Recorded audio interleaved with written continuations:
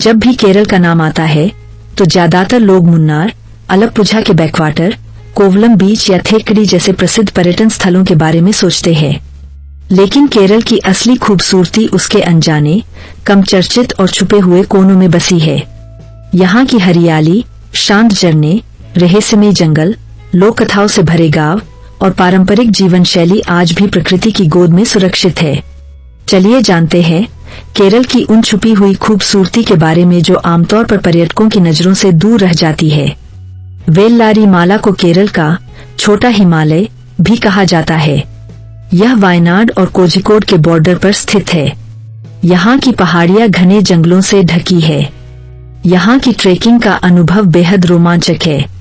इस जगह पर बहुत कम लोग आते हैं, इसलिए यहाँ की शांति और ताजगी मन को सुकून देती है। वेल्लारी माला की पहाड़ियों पर जाकर आप बादलों के बीच चलने जैसा अनुभव कर सकते हो। कोल्लम जिले में बसा मुन्रो आइलैंड केरल का एक छुपा हुआ रत्न है। यहाँ के बैकवाटर, कुटनाड की हरियाली और ग्रामीण जीवन का असली चित्र देखने को मिलता है। यहाँ नाव की सवारी करना और नारियल के पेड़ों के बीच से गुजरना किसी सपने जैसा लगता है। हालांकि अथमपल्ली फॉल्स थोड़ा मशहूर है, लेकिन इसके आसपास के कई छोटे छोटे झरने और जंगल अब भी पर्यटकों की नजरों से छुपे हुए हैं। यह जगह केरल का नियाग्रा फॉल भी कहलाती है। यहाँ का प्राकृतिक वातावरण और पक्षियों की आवाजें सुकून देती है।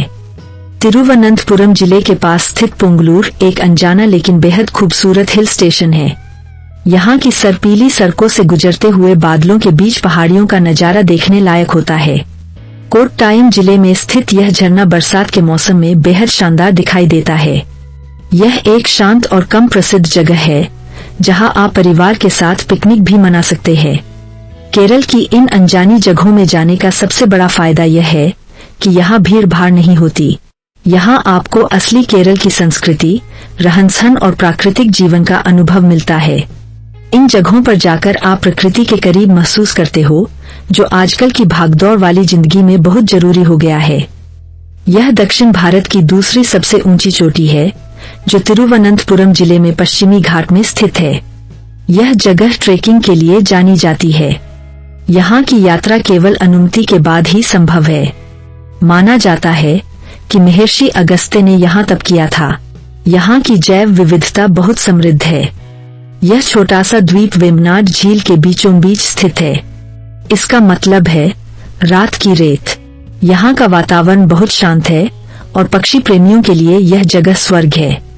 यहाँ करीब 91 प्रजातियों के स्थानीय पक्षी और 50 से ज्यादा प्रवासी पक्षी पाए जाते हैं। यह वायनाड के उत्तर में स्थित एक शांत और कम भीड़ वाला अभयारण्य है। यहाँ हाथी, तेंदुआ, भालू और हिरण आसानी से दिख जाते हैं। जंगल सफारी के लिए यह जगह एकदम परफेक्ट है। तिरुवनंतपुरम के पास स्थित यह द्वीप एक ऐसा स्थान है जहाँ नदी, झील, समुद्र और बैकवाटर मिलते हैं। यहाँ के सुनहरे रेत वाले तट और नारियल के पेड़ एकदम पोस्टकार्ड जैसी तस्वीर बनाते हैं। एर्नाकुलम के पास स्थित यह झरना खासतौर पर एडवेंचर लवर्स के लिए है। यहाँ की चट्टानें और बहती जलधारा एक रोमांचक अनुभव देती है। अथमपल्ली फॉल्स के पास ही स्थित यह झरना भी बेहद खूबसूरत है, लेकिन कम चर्चित है।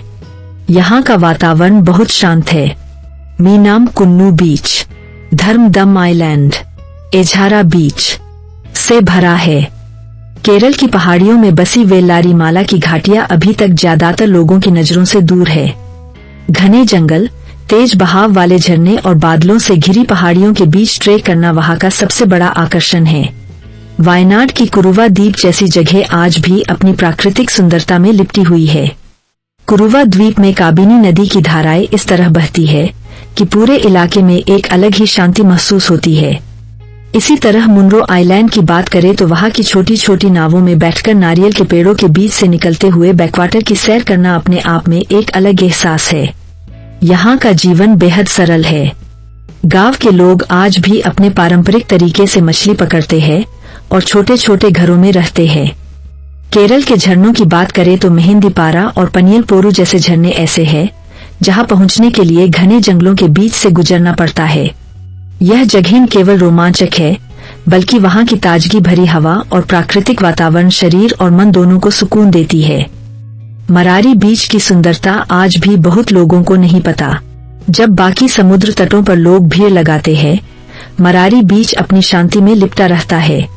वहाँ रेत पर चलना और समुद्र की लहरों की आवाज सुनना एक तरह का ध्यान जैसा अनुभव देता है।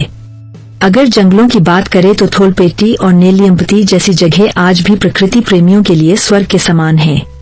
वहाँ के हरे भरे बागान, शांत झीलें और खुले आसमान के नीचे चाय पीते हुए खुद को प्रकृति के करीब महसूस करना एक अनोखा अनुभव है। बेपोर की लकड़ी से बने पुराने जहाज आज भी समुद्र में तैरते हैं। यहाँ के कारीगर सैकड़ों साल पुरानी तकनीक से इन जहाजों को बनाते हैं। यह परंपरा केरल की सांस्कृतिक धरोहर का हिस्सा है। रामकलमेदु की पहाड़ियों से जब हवा के झोंके चेहरे पर लगते हैं तो लगता है मानो प्रकृति खुद आपको अपनी गोद में बिठा रही है। यहाँ से सूर्योदय और सूर्यास्त देखने का अनुभव जीवन भर याद रहता है। पाथिरामनाल आइलैंड जैसे द्वीपों में प्रकृति आज भी पूरी तरह से सुरक्षित है। प्रवासी पक्षियों की चहचहाहट, शांत बैकवाटर और हरियाली के बीच चलना ऐसा लगता है जैसे आप किसी दूसरी दुनिया में पहुंच गए हो।